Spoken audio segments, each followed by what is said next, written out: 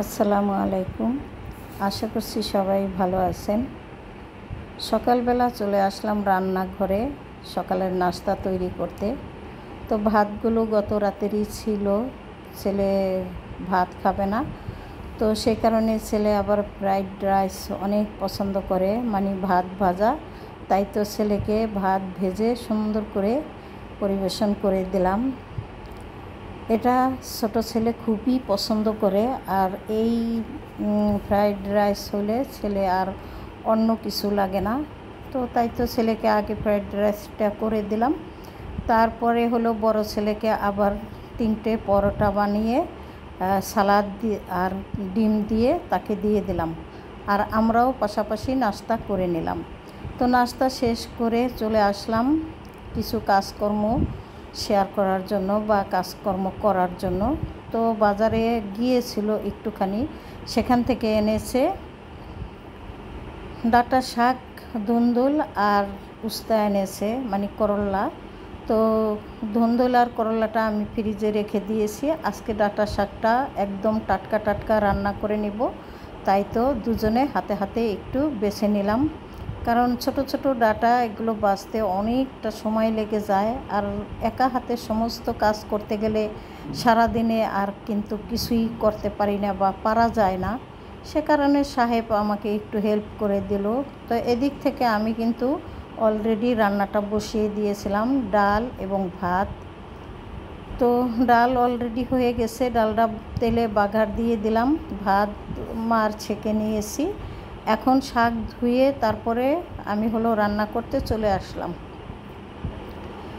আমরা কিন্তু শাক আগে আসলে লবণ, মরিচ আর দিলাম রসুন, পেঁয়াজ কুচি, এ দিয়ে আগে শাকটাকে হালকা একটু সেদ্ধ করে নিব, তারপরে কিন্তু তেলে রসুন আর শুকনো মরিচ দিয়ে বাগার দিয়ে নিব। এইভাবে শাক আমরা আসলে রান্না করি। তো অনেকে আবারও তেলের উপরেই আগে দিয়ে দেন, তো সবটাই হয়তো সুন্দর। যাই হোক, এখন আমি শাকটা বাগার দিয়ে নিলাম।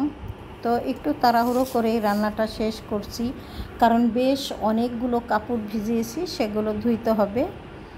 তো এই তো রান্নাবান্না মোটামুটি আমার হয়ে আসছে, শাকটা আমি নামিয়ে নিলাম। এখন আমি একটুখানি মুরগির মাংস রান্না করব। তো সে কারণে এখানে আমি পেঁয়াজ দিয়ে দিলাম প্রথমে, তারপরে রান্না করার যে রেগুলার মশলা সমস্ত সব কিছু দিয়েছি, সেই সাথে আদা রসুন বাটা, জিরা বাটা আর গরম মশলা দিয়ে দিয়েছি। এখন আমি কষলা সুন্দরভাবে কষিয়ে তারপরে মুরগির মাংসটা দিয়ে দিলাম, সামান্য একটু কষিয়ে তারপর ঢাকনা দিয়ে ঢেকে দিব আমি। তো একটা আলু দিয়েছি, কারণ আলু আমার আবার ভীষণ পছন্দ, কিন্তু ছেলেরা অত বেশি পছন্দ করে না। তো অলরেডি মোটামুটি হয়ে আসছে আমার তরকারি রান্না। তো আমি আরেকটু শুকিয়ে তারপরে নামিয়ে নিব, তবে আমার বেশ কিছু কাজ আছে। আমি অলরেডি রান্নাবান্না শেষ করে তারপরে কিন্তু আমি চলে আসলাম কাপড় ধোয়ার জন্য। এই তো দেখতেই পাচ্ছেন এখানে বেশ কিছুটা কাপড় ভিজিয়েছি। তো একটু আগে ভিজিয়ে রাখলে হয় কি, কাপড়টা ভালো পরিষ্কার হয়, সে কারণে রান্নাবান্নার আগে আমি কাপড় ভিজিয়ে রেখেছিলাম এবং রান্নাবান্না শেষ করে এখন কাপড় ধুইতে চলে আসলাম। কাপড় ধুয়ে গোসল করে তারপরে আমরা দুপুরের খাবারটা সবাই একসাথে খেয়ে নিব। সাহেব এখনও বাসায় ফিরেনি, বাসায় আসলে পরে আমরা সবাই একসাথে বসে যাব খাবার খেতে।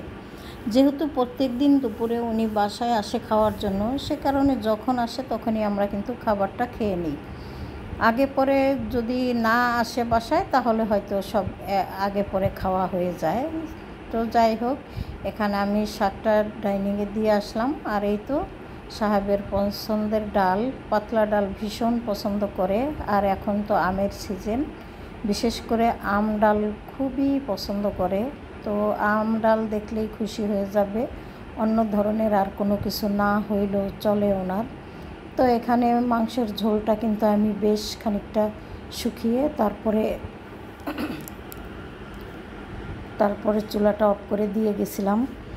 তো এখন একটু বেড়ে ডাইনিংয়ে নিয়ে নিচ্ছি। আর আমার বেশ গরমের কারণে একটু ঠান্ডা লেগে গেছে, সে কারণে গলার ভয়েসটা একটু এলোমেলো হয়ে যায়। তো সবাই ক্ষমা সুন্দর দৃষ্টিতে দেখবেন এই ব্যাপারটা, কারণ প্রচণ্ড গরম পড়েছে। গরমের কারণে কিন্তু ঘেমে একাকার সবাই। একটু তো কারেন্ট ছাড়া থাকা যায় না, সে তার মধ্যে আমাদের মনে হয় একটু কারেন্ট বেশি গেল এবার গরমের ভিতরে। সব সময় এমনিতে কারেন্ট যায় না। তো খাওয়া দাওয়া শেষ করে তারপরে সবাই ঘুম দিয়েছি, গল্প গুজব আড্ডা সবই করেছি। বিকেলবেলা আসলাম কয়েকটা পেঁয়াজু ভেজে নিতে। আগেই আমি ডাল বেটে রেখেছিলাম ফ্রিজে ফ্রোজেন করে, তো সেগুলো দুপুরবেলা বের করে রেখেছিলাম। এখন সন্ধ্যা আসরের পরে আর কি আমি পেঁয়াজগুলো ভেজে দিচ্ছি। তো খাওয়ার মতো বাসায় তেমন কেউ নাই, সাহেব তো আসরের আগেই চলে গেছে। এখন হলো বড় ছেলে, ছোট ছেলে আর আমি আছি। তো ছোট ছেলে খাবে না, হয়তো একটা আধটা খেতে পারে, বড় ছেলে 2-3টা, বাস। আর বাদ বাকিগুলা রয়ে গেল আর আমি খেলাম সাথে 2-3টা, বাস। এই হয়ে গেল আমাদের বিকেলবেলার নাস্তা। তবে বিকেলবেলার নাস্তা আগে খুব ভালোভাবে করতাম, এখন আর নাস্তা করার মতো এনার্জি বা খেতে ইচ্ছে করে না, সে কারণে ওইভাবে বানানো হয় না। আর পেঁয়াজগুলো কিন্তু ভীষণ মজা হয়েছিল এবং খুবই মুচমুচে। তো এইভাবে আপনারা কিন্তু বানিয়ে খেয়ে দেখতে পারেন। তারপরে সন্ধ্যার পরে মাগরিবের পরে ছোট ছেলে কিনে নিয়ে আসলো কেক। এই তো দেখতেই পাচ্ছেন, এখানে 8 পিস কেক ছিল, অলরেডি 4 পিস খেয়ে ফেলেছি। তারপরে মনে হলো যে আপনাদের সাথে একটু শেয়ার করি। আসলে দেখতে কত সুন্দর লাল কালার। অ্যাকচুয়ালি আমার কিন্তু এই ধরনের কেক মোটেও পছন্দ না, কারণ আমি কোনো কালারিং জিনিস অত বেশি পছন্দ করি না। তারপরে ছেলে নিয়ে আসছে, তো ছেলের সাথে একটু খেয়ে নিলাম। যাই হোক, এটা হলো সন্ধ্যার পরে। দুপুরে খাওয়া দাওয়া করে আমি কিন্তু প্লেট বাটিগুলো খুব সুন্দর করে ধুয়ে মেজে এই টুকরিটার ভিতরে রেখে দিয়েছিলাম।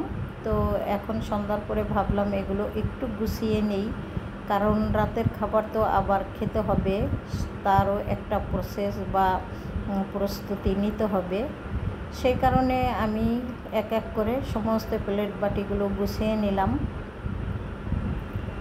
হাতের কাছে ছড়িয়ে ছিটিয়ে জিনিসপত্র থাকলে কিন্তু কাজ করতে একটু অসুবিধা হয়ে যায়।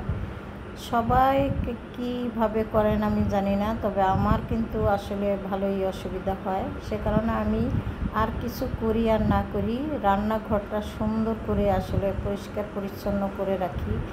তবে রান্নাঘরের যে হাল অবস্থা, যত পরিষ্কারই করি না কেন মনে হয় যেন পরিষ্কার করি না। আর আমি যখন টাইলস করা বাসায় রয়েছি, তখন আমার পাকঘর দেখলে সবাই ভাবতো যে ভাত খাওয়া যায় ফু দিয়ে টাইলসের উপরে।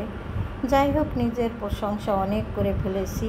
তো ভুল ত্রুটি সবাই ক্ষমা সুন্দর দৃষ্টিতে দেখবেন। লাইক কমেন্ট শেয়ার করে দেবেন, সে সাথে সাবস্ক্রাইব করে আমার পাশে থাকবেন আশা করছি। তাহলে আজকের মতো বিদায় নিয়ে নেই। সবাই ভালো থাকেন, সুস্থ থাকেন। আল্লাহ হাফেজ, আসসালামু আলাইকুম।